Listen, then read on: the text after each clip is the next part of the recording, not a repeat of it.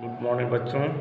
आज हम लोग क्लास 10 के फिजिक्स का दूसरा चैप्टर, ये पहला चैप्टर पढ़ने जा रहा हूँ और ये पार्ट 3 के रूप में आज हम लोग पढ़ेंगे। इससे पीछे वाले क्लास में हम लोग पढ़े थे समतल दर्पण पर आपतित किरण का परावर्तन के बारे में, यानी परावर्तन के नियम के बारे में पढ़े थे और परावर्तन से संबंधित जो पद थे उन पदों के बारे में हम लोग जानकारी प्राप्त की थी। आज हम लोगों को समतल दर्पण पर लंबवत पड़ने वाली किरण का परावर्तन और प्रतिबिंब के प्रकार के बारे में, वास्तविक प्रतिबिंब तथा काल्पनिक प्रतिबिंब, इन चीज़ों के बारे में आज हमें जानकारी प्राप्त करना है। तो आइए हम लोग देखते हैं। सबसे पहले हम लोग देखेंगे समतल दर्पण पर लंबवत किरण का परावर्तन। समतल दर्पण पर लंबवत पड़ने वाली किरण का परावर्तन।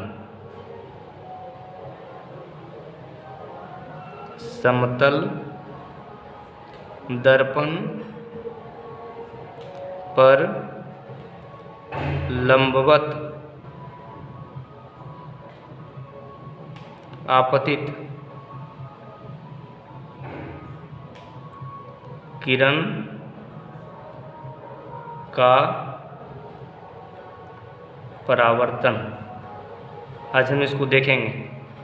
इसको समझिए। पहले जैसे मान लिया जाए कि ये जो है दर्पण है, समतल दर्पण। क्या है? समतल दर्पण। इसका जो है मध्य बिंदु वो है। तो ये दर्पण पे लंबवत आपतित हो रही किरण, मान लिया जाए कोई किरण जो है आपतित हो रही है, इस तरह से आपतित किरण ये हो गई। समतल दर्पण पर किरण आपतित हो रही, जो आपतन बिंदु O पर आपतित हुई है। तो ये दर्पण से परावर्तन जब होगी तो ये किस रास्ते से होकर जाएगी? तो ये पुनः अपने रास्ते पर लौट जाएगी। समतल दर्पण पर लंबवत आपतित किरण का परावर्तन कैसे होगा? ये पुनः अपने रास्ते पर लौट जाएगी। तो इस प्रकार से ये परावर्तित किरण और आपतित किरण दोनों का पथ एक ही होगा। इस प्रकार से आपतित किरण के द्वारा अभिलंब के साथ, लंब भी यहाँ डाला गया, तो लंब के साथ जो कोण बन रहा है वो शून्य है। इसलिए यहाँ पे कोण I बराबर क्या हो जाएगा? शून्य, और कोण R बराबर भी क्या हो जाएगा? शून्य। यानी आपतन कोण परावर्तन कोण के बराबर होता है। तो अभिलंब के साथ जो कोण बनता है, तो ये अभिलंब, तो किरणें जब लंबवत पड़ती है तो वो अभिलंब भी होगी। वो किरण क्या हो गई? अभिलंब ही हो गई, और पुनः वो अपने रास्ते पर ही रिटर्न हो जाती है, लौट जाती है। इसलिए ये जो है आपतित किरण जो होती है समतल दर्पण पर लंबवत जो पड़ती है किरण, वो पुनः अपने रास्ते पर लौट जाती है। समतल दर्पण पर पड़ने वाली प्रकाश किरण परावर्तन के बाद उसी रास्ते पर वापस लौट जाती है। आपको इस तरह से इसको याद करना है। समतल दर्पण पर लंबवत आपतित किरण परावर्तन के बाद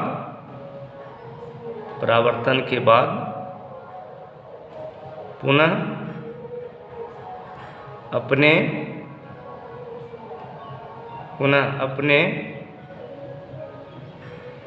रास्ते पर ही लौट जाती है। यानी यह जो है इसका गुण हुआ। समतल दर्पण पर आपतित किरण जो होगी वो लंबवत किरण, वो पुनः परावर्तन के बाद अपने रास्ते पर लौट जाएगी। तो दर्पण से जो है ये लौटने के बाद पुनः अपने रास्ते पर ही लौटेगी, तो इसलिए आपतन कोण और परावर्तन कोण का मान क्या हो जाएगा? शून्य हो जाएगा। अब है हम लोग देखेंगे प्रतिबिंब के बारे में। जब किसी भी दर्पण से किरणें लौटती हैं, परावर्तक सतह से जब किरणें लौटती हैं, किसी भी दर्पण से जब किरणें लौटती हैं, तो लौटने के बाद उसका जो है किसी वस्तु का प्रतिबिंब बनता है। जैसे हम दर्पण के सामने खड़ा हो जाते हैं या किसी वस्तु को दर्पण के सामने खड़ा करते हैं, तो उसका वस्तु के जैसी आकृति दर्पण में दिखाई पड़ती है, वो बिंब है। जिसको हमने खड़ा किया वो क्या है? बिंब है। बिंब मीन्स वस्तु है, और उसका वो दर्पण में जो दिखाई पड़ने वाला है उसके जैसा वो हो गया प्रतिबिंब। तो प्रतिबिंब किसे कहते हैं, ये कैसे बनता है, तो इसके बारे में हम लोग जानेंगे आज। प्रतिबिंब के बारे में इसकी परिभाषा है प्रतिबिंब, इमेज। इसको इस तरह से परिभाषित किया गया है, ये क्या होती है? किरणों के लौटने के बाद जब किसी वस्तु पर या किसी भी दर्पण पर प्रकाश की किरणें पड़ती हैं, तो उस बिंदु स्रोत से, उस बिंदु से लौट करके जब किरणें एक दूसरे को जहाँ पे काटती हैं या काटती हुई प्रतीत होती है परावर्तित किरणें, वहीं पर प्रतिबिंब बनता है। इसलिए इस प्रकार से इसको परिभाषित किया जा सकता है, किसी बिंदु स्रोत से, किसी बिंदु स्रोत से आती प्रकाश की किरणें, किसी बिंदु स्रोत से आती प्रकाश की किरणें दर्पण से परावर्तन के बाद, दर्पण से परावर्तन के बाद जिस बिंदु पर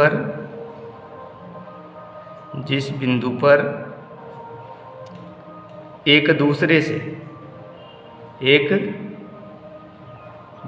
से मिलती है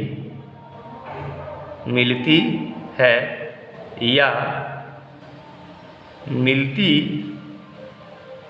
हुई प्रतीत होती है,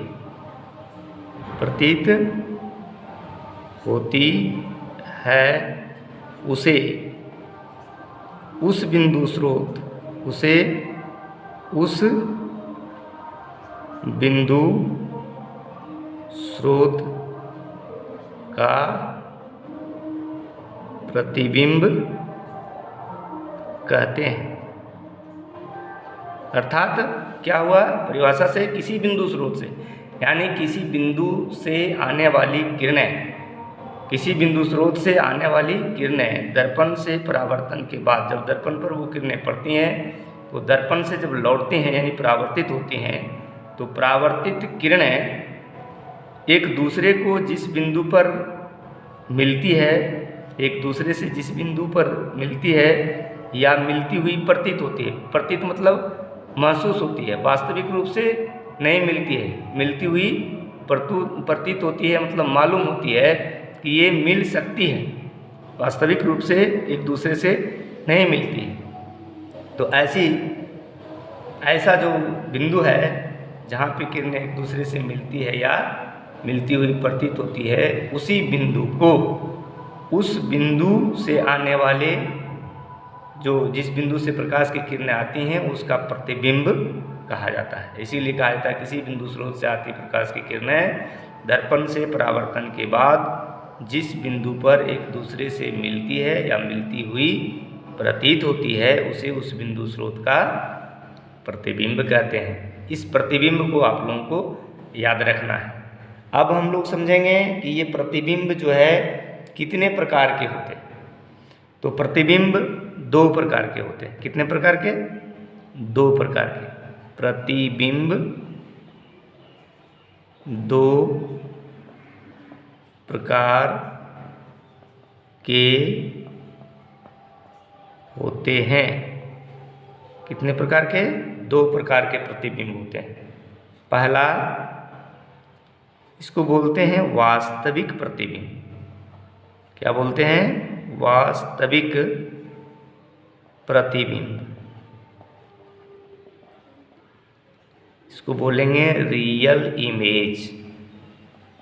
रियल इमेज, वास्तविक प्रतिबिंब। देखिए वास्तविक प्रतिबिंब कैसे बनता है, आप लोगों को अभी बताया गया है कि किसी बिंदु स्रोत से आती प्रकाश की किरणें दर्पण से परावर्तन के बाद जिस बिंदु पर एक दूसरे से मिलती है, तो एक दूसरे से मिलती है इसका मतलब वास्तविक रूप से वो मिल रही है, तो वैसा प्रतिबिंब वास्तविक प्रतिबिंब कहलाएगा।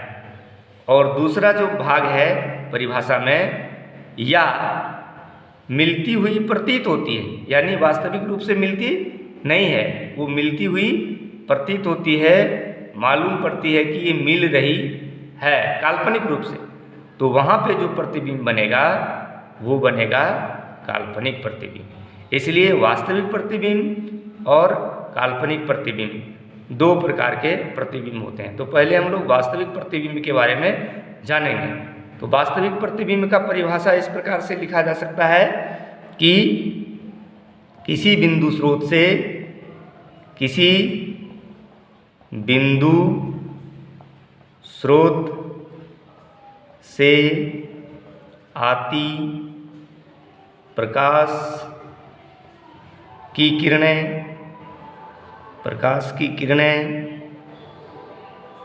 दर्पण से परावर्तन के बाद,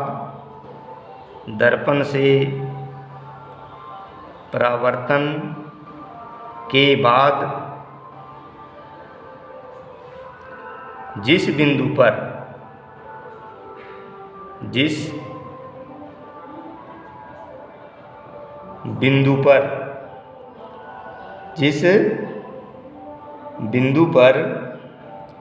वास्तव में मिलती हैं, क्या होती हैं, वास्तव में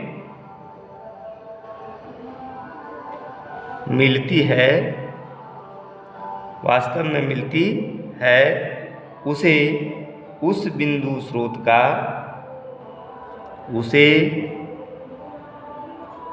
उस बिंदु स्रोत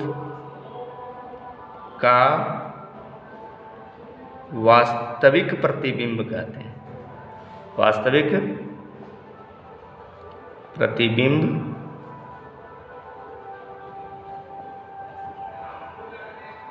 कहते हैं। वास्तविक प्रतिबिंब किसे कहते हैं? किसी बिंदु स्रोत से आती प्रकाश की किरणें दर्पण से परावर्तन के बाद जिस बिंदु पर वास्तव में मिलती है उसे उस बिंदु स्रोत का वास्तविक प्रतिबिंब कहते हैं। अब आगे हम लोग दूसरा जो है प्रकार का प्रतिबिंब इसको देखेंगे। दूसरा है आभासी प्रतिबिंब। आभासी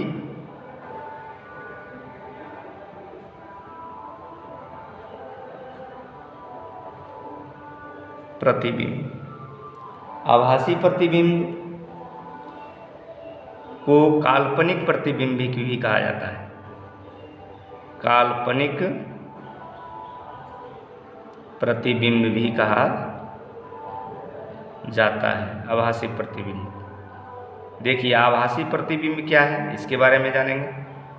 आभासी प्रतिबिंब को इस तरह से परिभाषित किया जा सकता है, इसको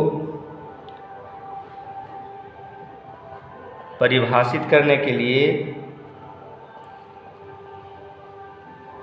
हम लोग इस तरह से इसको परिभाषित कर सकते हैं, इसको इस तरह से जान सकते हैं। आभासी का मतलब हुआ काल्पनिक रूप से, यानी ये काटती नहीं है। परावर्तित किरणें, दर्पण से परावर्तित होने वाली किरणें एक दूसरे को वास्तविक रूप से नहीं काटती है, इसलिए इसको इस तरह से परिभाषित किया गया है। किसी बिंदु स्रोत से, किसी बिंदु स्रोत से, किसी बिंदु स्रोत से आने वाली प्रकाश की किरणें, प्रकाश की किरणें दर्पण से परावर्तन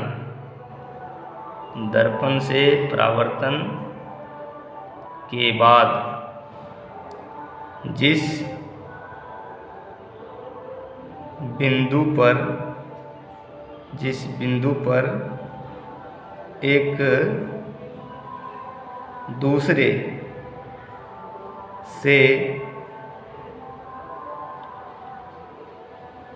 मिलती हुई प्रतीत होती है उसे उस बिंदु स्रोत का काल्पनिक या आभासी प्रतिबिंब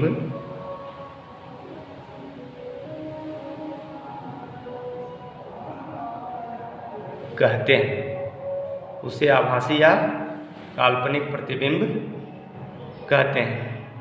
तो इस प्रकार से ये जो है आभासी प्रतिबिंब कहलाता है।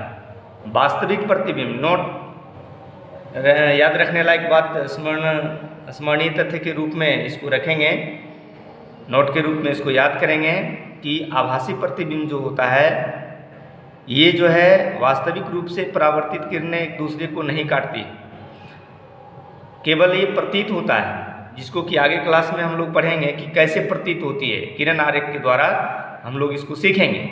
लेकिन अभी इसकी परिभाषा को याद करना है। वास्तविक प्रतिबिंब किसे कहते हैं, काल्पनिक प्रतिबिंब किसे कहते हैं और प्रतिबिंब किसे कहते हैं, और दर्पण पर, समतल दर्पण पर लंबवत पड़ने वाली किरण का परावर्तन कैसे होता है। तो इन बातों को हम लोगों ने अभी सीखा। इस समतल दर्पण पर पड़ने वाली लंबवत किरणें जो आपतित किरणें हैं, दर्पण से परावर्तन के बाद अपने रास्ते पर ही लौट जाती है। ये अन्य दर्पण में नहीं होगा, केवल समतल दर्पण में ही ये किरणें ऐसी होती है जो समतल दर्पण में लंबवत किरणें पड़ती हैं, रिटर्न हो जाती है अपने रास्ते पर। अर्थात अपने रास्ते पर जब रिटर्न हो जाती है तो इस तरह से आप लोगों ने पीछे के क्लास में पढ़ा कि आपतन कोण और परावर्तन कोण अभिलंब के साथ बनता है। यानी आपतित किरण के द्वारा आपतन बिंदु पर डाला गया जो लंब होता है उसके साथ जो कोण बनता है आपतित किरण के द्वारा, उसे क्या बोलते हैं, आपतन कोण। और अभिलंब के साथ परावर्तित किरण के द्वारा जो कोण बनता है उस कोण को बोलते हैं परावर्तन कोण। आपतन कोण को I से सूचित किया जाता है, परावर्तन कोण को R से सूचित किया जाता है। ये दोनों कोण बराबर होते हैं। परावर्तन के दूसरा नियम में हम लोगों ने पढ़ा कि ये दोनों कोण बराबर होते हैं। तो यहाँ पे ये दोनों कोण का मान 0 हो जाता है। तो इस तरह से हमने समतल दर्पण पर लंबवत पड़ने वाली आपतित किरण का परावर्तन के बारे में सीखा और प्रतिबिंब के बारे में सीखा, वास्तविक प्रतिबिंब के बारे में सीखा। वास्तविक प्रतिबिंब को पर्दे पर प्राप्त किया जा सकता है, इसको भी नोट में याद रखना है। वास्तविक प्रतिबिंब को पर्दे पर प्राप्त किया जा सकता है। और दूसरा इसमें है किया जा सकता है, और दूसरा पॉइंट है याद रखने लायक, वास्तविक प्रतिबिंब उल्टा होता है, किया जा सकता है। और यह वस्तु की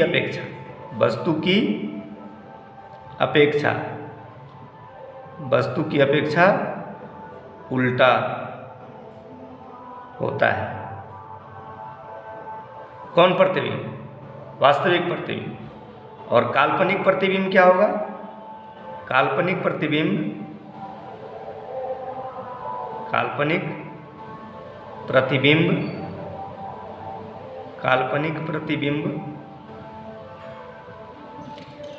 को पर्दे पर प्राप्त नहीं किया जा सकता है, नहीं किया जा सकता है। और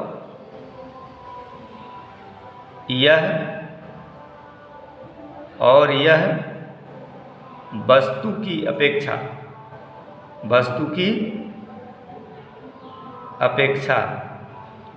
सीधा होता है, यानी ये जो प्रतिबिंब बनता है यह सीधा होता है। कौन प्रतिबिंब? काल्पनिक प्रतिबिंब वस्तु की तुलना में। जैसे वस्तु को हमने खड़ा किया दर्पण के सामने में, एक कलम ले लेते हैं, उसका जो है कैप ऊपर है और ये जो है इस तरह से हम खड़ा कर दिया दर्पण के सामने में, तो कलम का कैप क्या है? ऊपर है। तो इस तरह से प्रतिबिंब जो बनेगा किसमें? वास्तविक जो प्रतिबिंब होगा वो वस्तु की तुलना में उल्टा बन जाएगा। कैसा बन जाएगा? ऐसा प्रतिबिंब जो बनेगा वो दिखाई पड़ेगा कि कैप है नीचे और इसका जो है पीछे वाला जो भाग है वो ऊपर की ओर है, यानी वस्तु की अपेक्षा जो है ना इसका प्रतिबिंब, वास्तविक प्रतिबिंब उल्टा बनता है। और काल्पनिक प्रतिबिंब जो होता है वो जैसा वस्तु को रखा गया, इस तरह का वस्तु को रखा गया तो कैप इसका ऊपर है, तो इधर प्रतिबिंब भी इसी तरह का बनेगा। इसलिए वास्तविक प्रतिबिंब, याद रखने लायक बात है कि वास्तविक प्रतिबिंब को पर्दे पर प्राप्त किया जा सकता है और यह वस्तु की अपेक्षा उल्टा होता है। प्रतिबिंब जो होता है ये वस्तु की अपेक्षा उल्टा होता है, और काल्पनिक प्रतिबिंब जो होता है वह पर्दे पर प्राप्त नहीं किया जा सकता है उसे, और यह वस्तु की अपेक्षा सीधा होता है। तो आज के क्लास में हम लोगों ने इतना सीखा, फिर हम आगे के क्लास में सीखेंगे और इसको विस्तृत चर्चा की जाएगी। बिंदु ये किरण आरेख के द्वारा हम लोग समझेंगे। अभी केवल इतना आप लोगों को याद करना है कि प्रतिबिंब दो प्रकार के होते हैं। प्रतिबिंब किसे कहते हैं? वास्तविक प्रतिबिंब, काल्पनिक प्रतिबिंब को का परिभाषा, और समतल दर्पण पर पड़ने वाली किरण का परावर्तन। आज का क्लास यहीं पे स्टॉप किया जाता है, फिर आगे क्लास में हम लोग मिलते हैं।